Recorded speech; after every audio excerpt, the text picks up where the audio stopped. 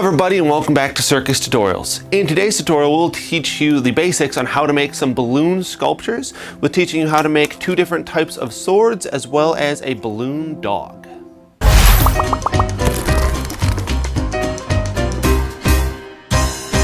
So before we can get started making balloon animals, we're going to need some balloons. So these are Qualitex, which is generally most people's preferred brand of balloon animal balloons. And these are the 260 size. So 260 means that once they are inflated, they're going to be 2 inches round and 60 inches long. You can also get 160, which is going to also be 60 inches long, but then only 1 inch, so much smaller, as well as 360s and a whole bunch of different sizes.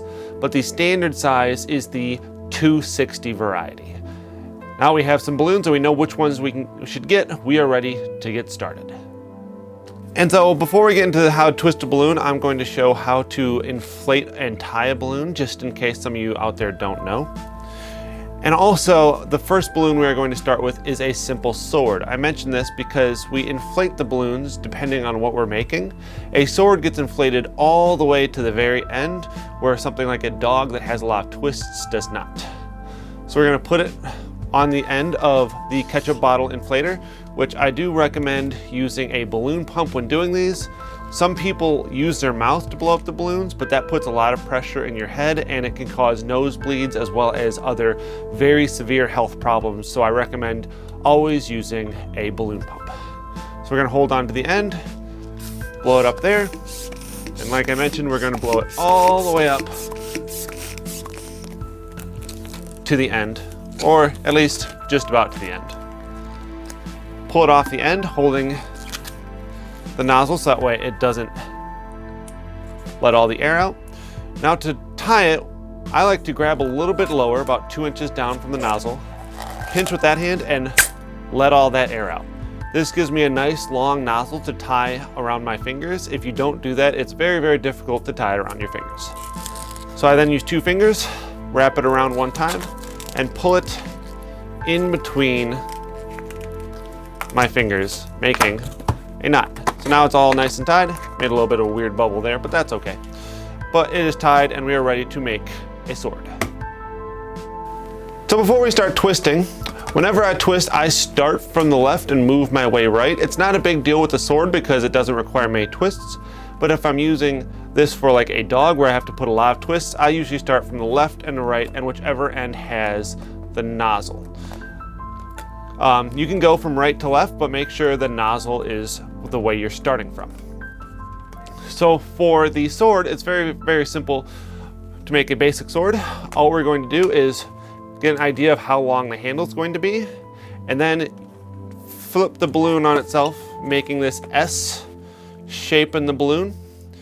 Pinch in the middle of that S and give a twist around all 3. So that was just one time around. I would recommend doing it a few times around just to help lock it in. And just like that, we have a simple sword. So now I'm going to show you a different version of a sword. This is a pirate sword. So again, this one is inflated almost all the way to the tip. This one's actually inflated all the way to the tip, and it's pretty firm.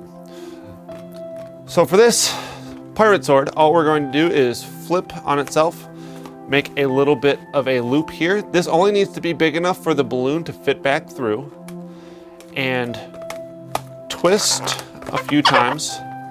And so we end up with this little bubble here. I like to pull that through so that way it locks in place.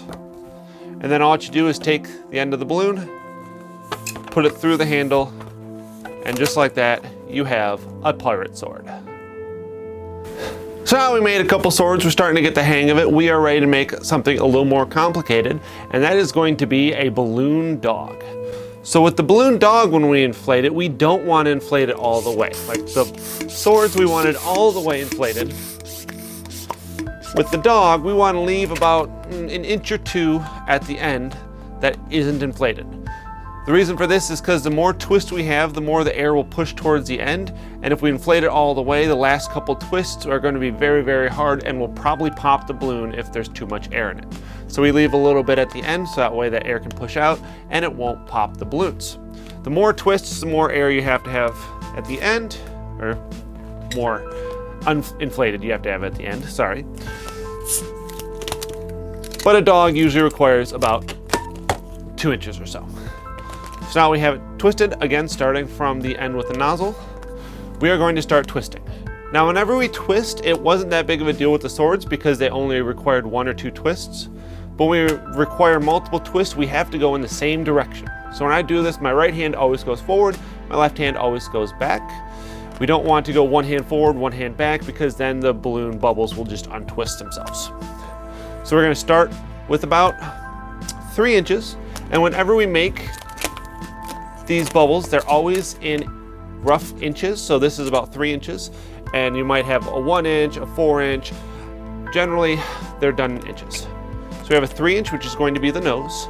Then we need the ears, which I'm going to show you the simple version, which requires a 6 inch bubble. Flip it back on itself, and then twist around the first twist and this new point. And just like that, we have a dog head with those 6 inches making the ears, that 3 inches making the nose. From here we make a neck, which is about a 1 inch bubble. And then we're going to do the same thing we did with the ears, that 6 inch bubble, but for the legs. So make that 6 inch around that bottom part of the neck, and we got legs. Roughly another 6 inches or so for the body. And then we need another set of legs, same thing as the ears and legs. 6 inches, twist around, and boom. We have a simple dog, and that only required 1, 2, 3, 4, 5, roughly 5 to 6 twists to make our little dog. So I'm going to show you a more advanced version of the dog, and I say more advanced, but it's really not any more advanced, but I do like how it looks a little bit better. But before I do that, I'm going to show you something that will sometimes happen. So this I inflated a little bit more than I like to with the dog, and this is just a little bit. This can be done with a quite extreme version as well. But if we start twisting this, we would end up having a very, very tight balloon, which would probably pop once we got to the back legs. What we can do is we can burp this balloon by just letting some air out before we tie it. And that's going to release some of the air pressure. So we can push down, making the end a little bit more empty. And now we can make our balloon. This can be done even in extreme versions where you accidentally inflate it all the way, but you need it much less inflated for whatever balloon you're making. So this has sometimes happened when people have asked for a dog or something like that, and then asked for a bear instead, which a bear requires a lot more twists. So I had to let quite a bit of air out. But that's just a little trick that you can do in case you inflate it too much. So I'm going to show you a more advanced version of the dog. And it's really the exact same thing, except we put a little bit extra twists in the ears and legs to make it look a little bit better. So we're going to start the same way with the nose, with that 3 inch bubble. And then rather than doing the 6 inches for the ears, what we are going to do is we're going to do 2 3 inch bubbles. So one roughly 3 or 4 inches long, fold it back on itself, and then twist them together. So now rather than having one big bubble coming up and around, we have 2. So it makes it look a little bit separate. So it looks like we have 2 ears rather than one big loop ear. Now we're going to make the 1 inch one for the neck.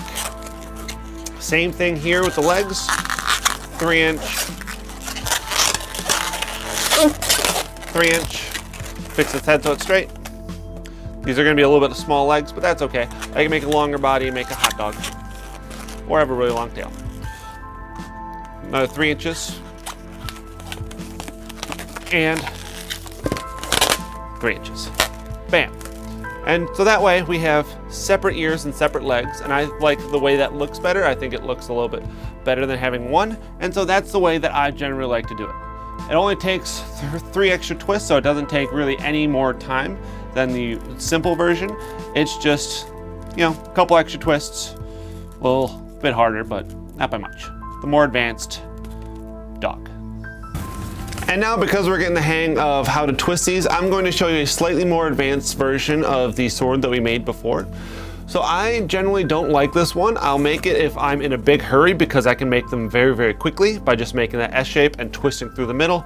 It takes more time to inflate and tie it than it does to make the balloon. So this is very nice if you're having to make a lot very quickly.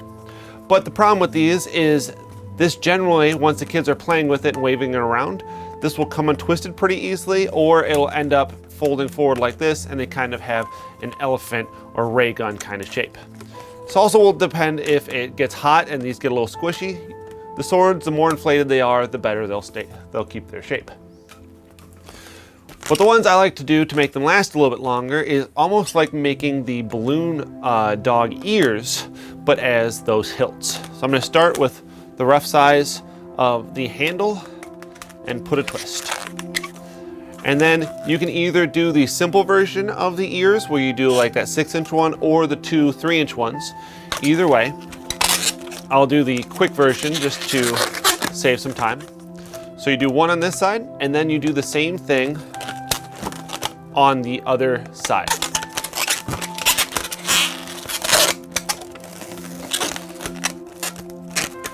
So I find that with this one, this will lock a bit better together, so that way it won't come undone as often as the other one. It still will come undone depending on how the kids are playing with it, and again, depending on how inflated this is or the temperature. But I find that this version, albeit takes a couple more twists, it will last a little bit longer for the kids playing with it. And again, you can do these hilts with just the simple one or the one with some extra twists. Usually I do the extra twists, but I wanted to show the quicker one for the video so it didn't get bogged down with me just twisting my hands around. And so that is going to be today's tutorial, how to make some balloon sculptures, balloon dogs, as well as a couple different versions of swords. Now, a lot of times when you're starting out, the dogs don't come out to perfect proportions. A lot of times they'll come out a little wacky, but that's okay. That's what practice comes from. And especially if you start doing some gigs with this, doing birthday parties and things of that nature, you'll get very, very quick at making the dogs or swords and making sure that they come out exactly right. It all just comes down to practice. And again, if you like this video, do all the YouTube things, we do appreciate it. And if you like this video and want to see more like it, leave it down below and we can cover more advanced versions of the balloon animals. A lot of the more basic balloon animals all come from the basic dog, so we can make cats from this, bunny rabbits, giraffes, as well as Bronchiosaurus, that's the long neck dinosaur, all come from this same shape, as well as start doing multi-balloon stuff as well if that's something you're interested in. As always, my name is Chuck Clark. This has been Circus Tutorials, and we'll see you in the next one.